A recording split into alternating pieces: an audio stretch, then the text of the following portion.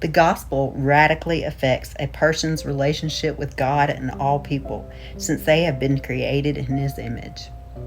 In his letter to Philemon, Paul invites his brother in Christ to demonstrate love, mercy, and grace that could only be possible because of the work of Jesus. Philemon, like many in his day, was a slave owner, but had come to faith during Paul's missionary travels.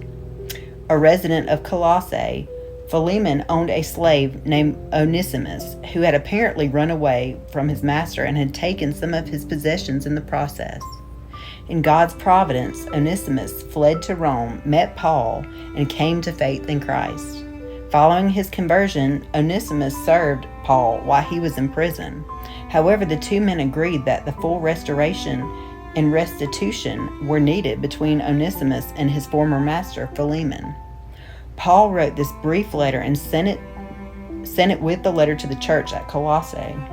In it, he asked Philemon to demonstrate Christian love toward Onesimus and receive him back, not as a slave, but as a beloved brother. It was a life-threatening risk for Onesimus to seek to be restored to right relationship with Philemon. Typically, a rebellious, treacherous slave would be subject to death should he be caught. For Onesimus to willingly pursue Philemon was unheard of. Philemon, however, was given a monumental opportunity to demonstrate the change that faith in Jesus could produce.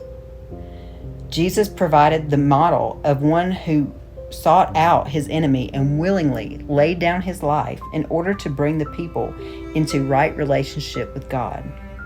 Reconciliation with God was only possible because of Jesus, who can make God's enemies his friends.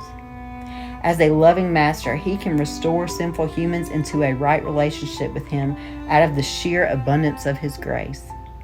Now Philemon was given a chance to model this type of love.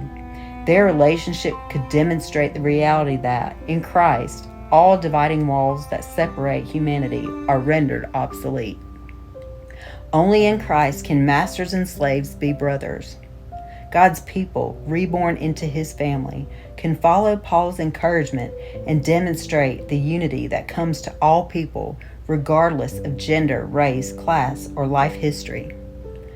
For I have derived much joy and comfort from your love, my brother, because the hearts of the saints have been refreshed through you.